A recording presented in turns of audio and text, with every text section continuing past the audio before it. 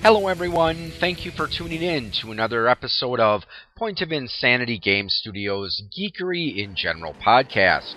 I am Al, and today we're going to do a flashback episode. Now in the past I've done my 8-bit flashbacks and my 16-bit flashbacks where I've looked back at some of the fond memories I've had of some of the games I used to play on the Nintendo and the Sega Genesis and the Super Nintendo. Today, though, we're going to do something a little different.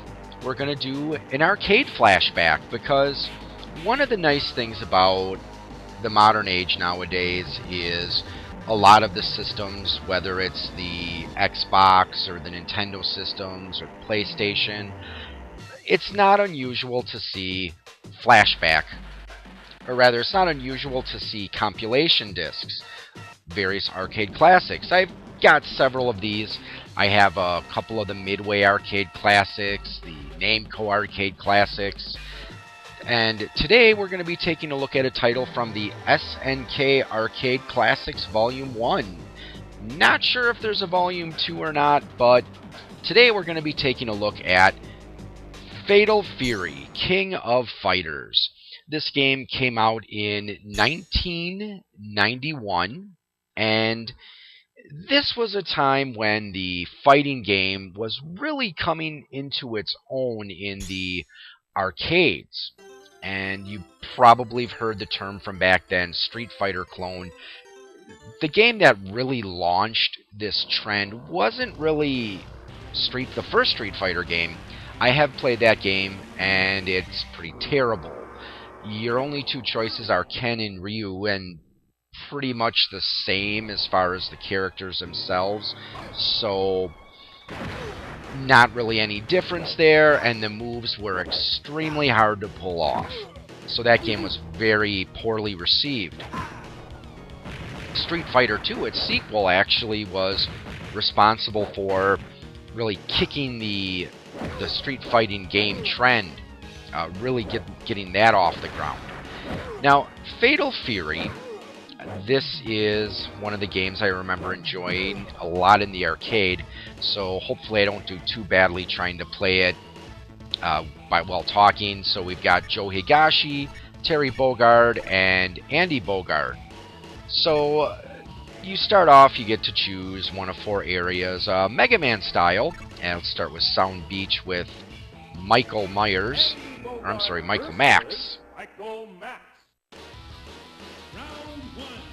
For the most part, it looks a lot like your standard street fighting games. You got two guys, they got their various special moves. They can throw fireballs and do all sorts of other cool things.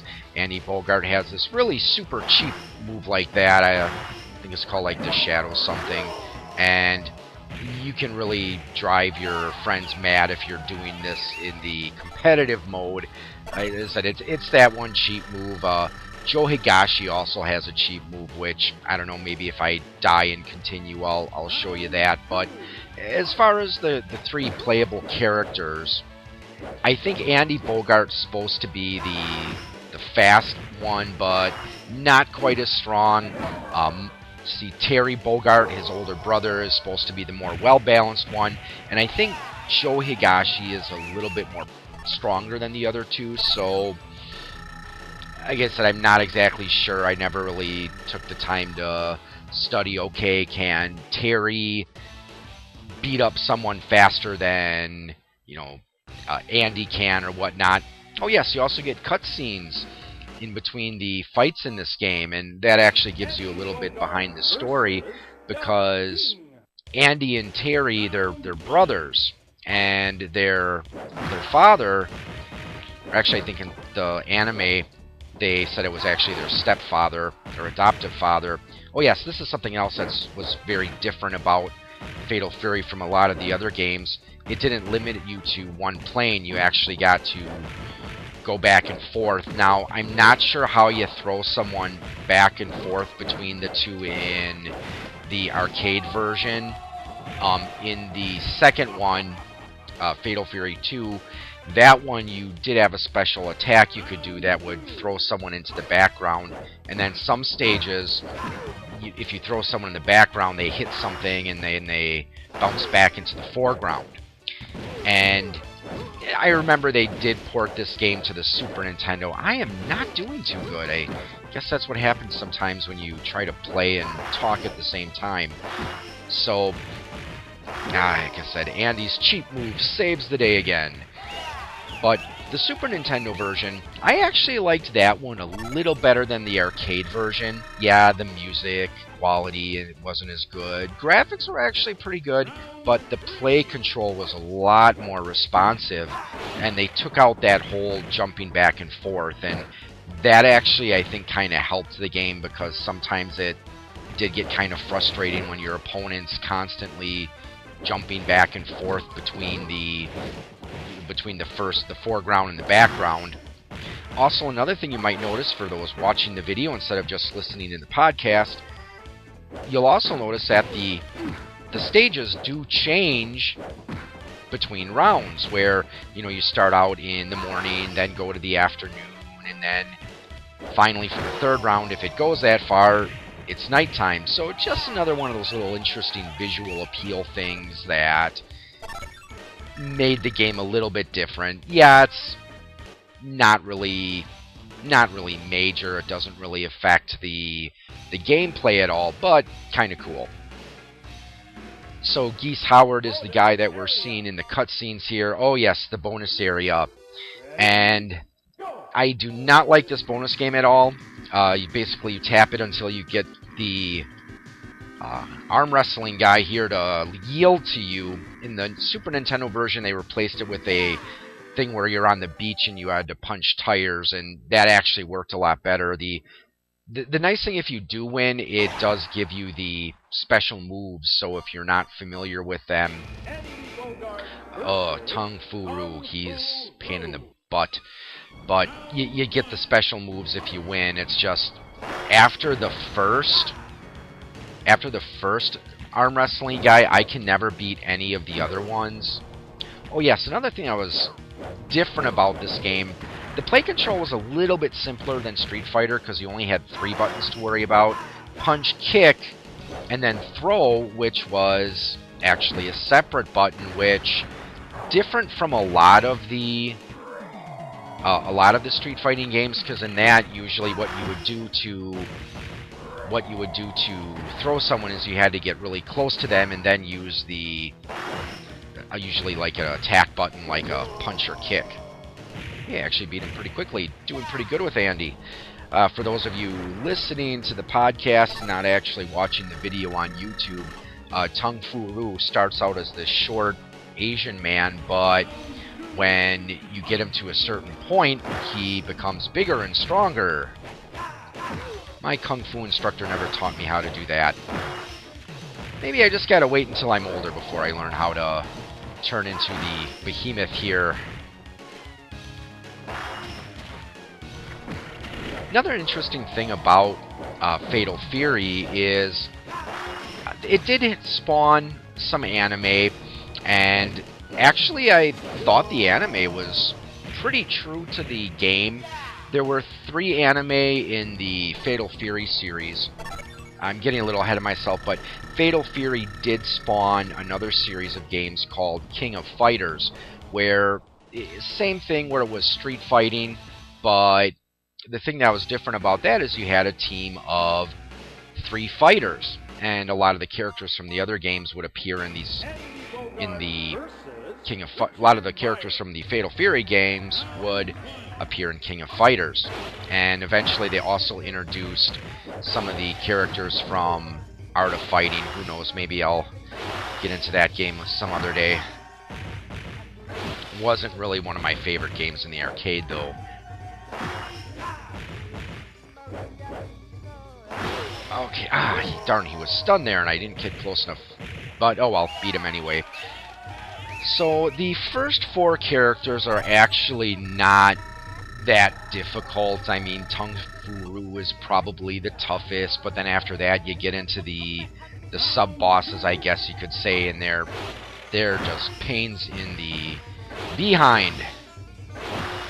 But as I was mentioning, the anime, They had the first one, which was, I think, called Legend of the Hungry Wolf, and in that one it was pretty close to the original video game here, where you had Andy, Joe, and Terry, who were entering the King of Fighters tournament, and unfortunately Tung Fu Ru in that one ends up getting killed by one of Geese Howard's henchmen.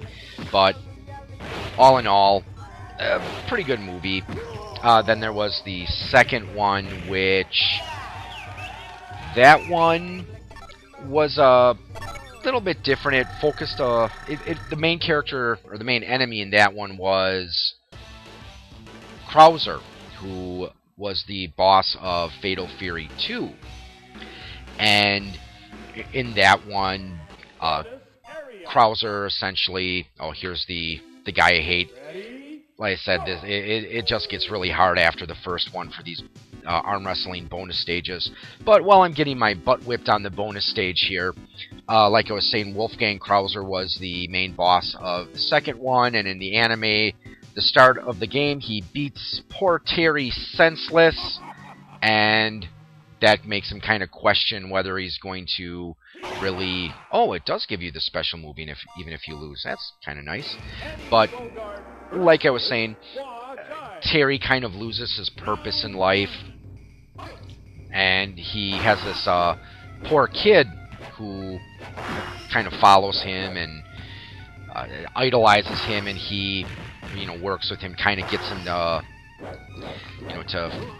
to regain his fighting spirit, I guess you could say, and then eventually he manages to track down and beat Krauser.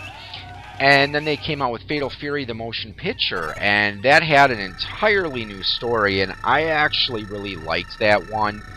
That one, it brought in one of the characters who was introduced in the second one, Mai Shiranui, and also some of the other characters make cameos. For example, one of the bosses, the boss after this guy, Raiden, he makes an appearance in that one, and actually in Fatal Fury 2, he makes an appearance as well. Now, when you see him in the first Fatal Fury game, he is a huge masked wrestler, but then later on he appears as Big Bear, where he no longer works as one of Geese Howard's enforcers, and kind of goes out on his own.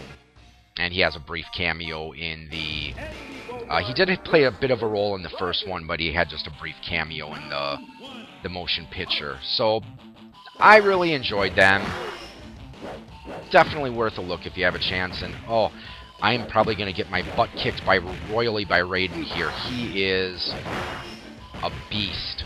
You really got to kind of fight cheaply against him, because he is just insanely powerful, and he fights cheap too.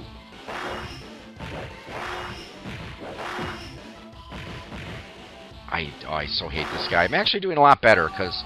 I was doing okay for a while there, but... he just stepped on my chest. That would hurt. So Fatal Fury, like I said, I had a lot of fun with it in the arcade, and it was actually a lot better, I think, when it came back home for the Super Nintendo system. And I'm pretty sure they probably did a Sega Genesis one as well. There were a few changes, of course. You couldn't do the jumping back and forth between the foreground and the background, which I think made the game a lot better. All in all, I would have to say that the play control was a bit more responsive. Let's switch over to Joe Higashi, and like I said, he has another cheap move, which I don't like using, but when you're against opponents who are also cheap, yeah, sometimes you need every advantage you can get. So that's his little... Now if Raiden will come here so I can use it. Yes, he has this sliding knee kick, which sometimes can be really helpful against these cheap as heck bosses.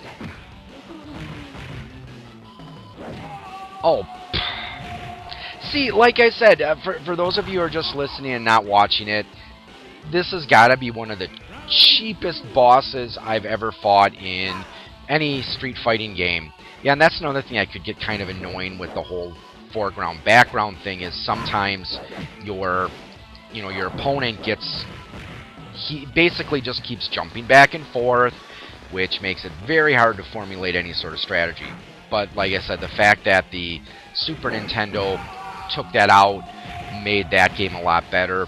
Also in the Super Nintendo version, not only was the play control a bit more responsive, I think it was a little less. It was the difficulty was about right, especially for a home game. It was challenging, but it usually didn't get to the point where it was so frustrating that it made you want to throw your Super Nintendo out the window. So again, here's Terry. So just so you guys have a chance to see all of the characters. Again, Joe Higashi's a kickboxer. I forgot the name of the style they give to Andy. It's like Capo or something. Oh, and keep trying. There it is. Like I said, this is what I meant about the SNK version here. Just the play control. It's frustrating. I mean, the Power Wave move that I've been trying to use here, pull off, is pretty much your forward, your down towards forward, your fireball movement, and it's just, you sometimes sit there trying to pull that move off, but it just keeps punching, so. The arcade version also had a 2-player mode, which was pretty cool because you could have 2 players fighting against the same boss. So that was kind of cool because if you did have a more cheap or difficult boss like this one, you could have a friend help you out with it. Now you can only do that up until the last stage, because if you do get to the last stage with 2 players, you basically have to engage in a all or nothing brawl where the last one standing gets to go on and face Geese Howard. Okay, I don't know if I'm going to be able to beat this guy. He's really starting to annoy me.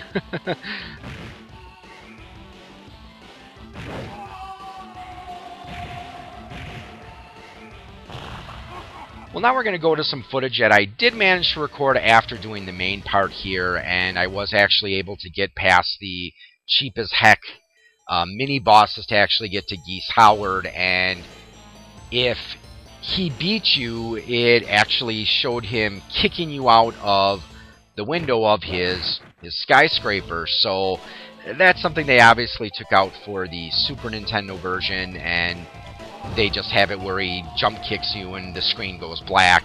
But when you actually manage to beat him, you get to kick him out of the top floor of the building. So yeah, it's a lot of fun. Obviously something they wouldn't do in the Super Nintendo version.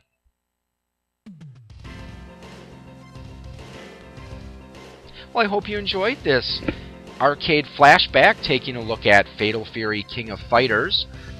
Definitely check it out if you have a chance. Again, you can download it off the Wii Virtual Console, I know, and of course it's on the Neo Geo Arcade Classics disc, so check it out if you have a chance. So if you'd like to listen to the audio of this episode, head on over to poigamestudio.podbean.com and you can download the episode there. You can also download it through iTunes. And if you're listening to the audio and want to see the video, go to YouTube and look up Point of Insanity Game Studio on YouTube.